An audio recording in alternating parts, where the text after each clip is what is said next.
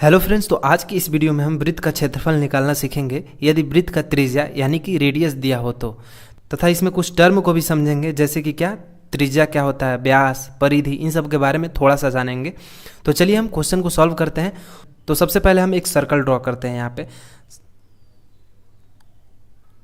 ये आपका एक सर्कल रहा। इस सर्कल में देखिए यदि यहाँ पे हम सेंटर पॉइंट माने यानी कि ये सेंटर बिंदु होगा, इसको हम मान लेते हैं ओ। तो इस सेंटर वाले बिंदु से यहाँ तक का जो डिस्टेंस हुआ, बीच का जो दूरी हुआ, इसे हम क्या बोलते हैं? त्रिज्या बोलते हैं। और इस त्रिज्या को आर से हम दिखाते हैं, यानी कि आर बराबर क्या हो गया? ये रेडियस हो गया। इंग्लिश में हम इसे रेडियस बोलते हैं और हिंदी में क्या बोलते हैं? तो त्रिज्या बोलते हैं। समझ में आया आपको? तो ये जो डिस्टेंस बीच का दिया हुआ है यहाँ से लेके यहाँ तक, ये क्या है? यही रेडियस होता है और जिसे हम आर से डिनोट करते हैं। तो वो बोल रहा है कि 7 सेंटीमीटर त्रिज्या वाले वृत्त का क्षेत्रफल ज्ञात करें। तो 7 सेंटीमीटर क्या दिया हुआ है? यही त्रिज्या है। यानी कि ये जो डिस्टेंस दिया हुआ है इस पॉइंट से इस पॉइंट तक, ये क्या दिया हुआ है? 7 सेंटीमीटर दिया हुआ है। तो क्षेत्रफल ज्ञात करना है। अब देखिए इसका फॉर्मूला होता है कि वृत्त का क्षेत्रफल क्या होता है। देखिए वृत्त का क्षेत्रफल बराबर क्या होता है? पाई आर स्क्वायर होता है। ये फॉर्मूला होता है। और जो पाई का जो वैल्यू होता है वो कितना होता है? 22/7। हमेशा 22/7 होता है। वृत्त का हम क्षेत्रफल निकालेंगे तो देखिए यहाँ पे पाई आर स्क्वायर दिया हुआ है। तो सबसे पहले हम यहाँ पे लिख लेते हैं क्या? पाई आर स्क्वायर। अब इसके नीचे पाई का वैल्यू लिख देते हैं। यहाँ पे पाई का जैसे वैल्यू लिखेंगे तो क्या हो जाएगा? पाई का वैल्यू 22/7 होगा। अब देखिए आर स्क्वायर दिया हुआ है, तो आर हमारा कितना है? 7 सेंटीमीटर है। यहाँ पे दिया हुआ है तो 7 सेंटीमीटर से हम क्या कर देंगे? यहाँ पे बीच में मल्टीप्लाई का साइन है, दिख नहीं रहा है लेकिन होता है। तो क्या है? यहाँ पे 7 लिख देंगे। आर स्क्वायर है तो आर का हम 2 बार मल्टीप्लाई करेंगे, यानी 7, और 7 का 2 बार मल्टीप्लाई कर देंगे। इसको सॉल्व करेंगे तो क्या हो जाएगा? 7 से ये एक बार में क्या हो जाएगा? कैंसिल हो जाएगा। यानी कि अब जो वैल्यू आया वो क्या हो गया? 22×7। और ये 22 में 7 का आपस में जब मल्टीप्लाई होगा तो क्या आंसर आएगा?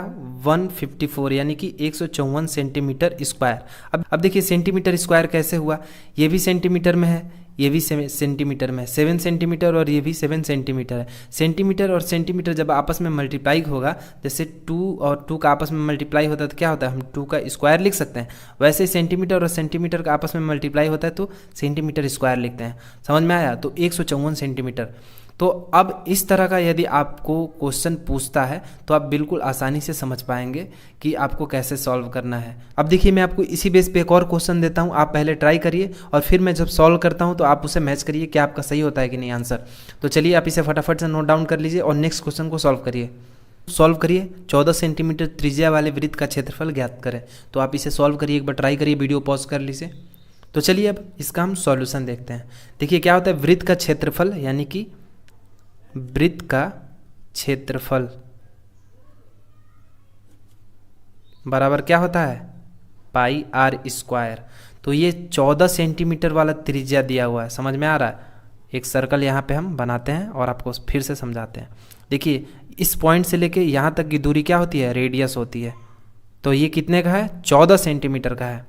तो वृत्त का क्षेत्रफल बराबर फॉर्मूला क्या होता है? पाई आर स्क्वायर होता है। तो चलिए यहाँ पे पाई की जगह क्या करते हैं? 22/7 वैल्यू रखते हैं। और आर कितना है हमारा? तो 14 सेंटीमीटर है।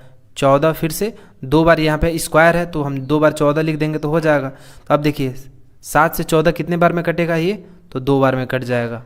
तो देखिए यहाँ पे क्या हो जाएगा? 22×14 दूनी 28। अब देखिए 22 में 28 का जब मल्टीप्लाई करेंगे तो क्या आ जाएगा? 616 सेंटीमीटर स्क्वायर। यही हमारा क्या हो गया? आंसर हो गया। तो यदि आपका इतना आंसर आया है तो आप बिल्कुल अच्छे से समझ गए हैं। तो चलिए अब हम वृत्त का व्यास समझते हैं। वृत्त का व्यास क्या होता है? तो देखिए यहीं पे देख लेते हैं। यहाँ पे ये क्या दिया हुआ है? एक सर्कल दिया हुआ है। सर्कल के हुलिये पे मत जाइएगा, बस इसे समझिए। देखिए ये पॉइंट होता है, सेंटर होता है। सेंटर से यहाँ तक की दूरी क्या होती है? त्रिज्या कहलाती है, यानी कि रेडियस होता है। ये समझ में आ रहा है? यहाँ से इस पॉइंट से लेकर यहाँ तक क्या होता है? त्रिज्या होता है। लेकिन जब हम यहाँ तक आते हैं, इस पॉइंट से लेकर पूरे यहाँ तक, इस पॉइंट तक आते हैं, यानी कि पूरे सर्कल का इस पॉइंट से लेकर यहाँ तक यदि पॉइंट तक आते हैं, यानी कि 2R, तो ये क्या हो जाएगा, ये हमारा क्या हो जाएगा, डायमीटर है। इंग्लिश में डायमीटर बोलते हैं और हिंदी में क्या बोलते हैं, व्यास। तो ये हमारा क्या होता है, व्यास होता है। समझ में आ गया, इसको हम डायमीटर बोलते हैं। अब देखिए सरकमफेरेंस क्या होता है, यानी कि परिधि। परिधि क्या होता है कि यदि हम इस पॉइंट से इस पूरे सर्कल को काट दें, यदि हम इस पॉइंट से पूरे सर्कल को काट दें, तो ये इस पॉइंट से लेके मान लीजिए यहाँ पे 2 पॉइंट बनेगा ए है और यहीं पे एक और पॉइंट बनेगा बी। तो जैसे हम यहाँ से काट देंगे तो ये पॉइंट इस तरह से आ जाएगा। मान लीजिए डोर हो तो ए और बी, समझ में आ रहा है, ये जो पॉइंट हमने काटा है ए और बी ऐसे हो जाएगा लंबा सा। तो ये क्या होता है, ये पूरा जो होता है डिस्टेंस होता है, जितना इसका इतना डिस्टेंस होता है वो क्या है हमारा, उसे ही हम क्या बोलते हैं, परिधि बोलते हैं। समझ में आया।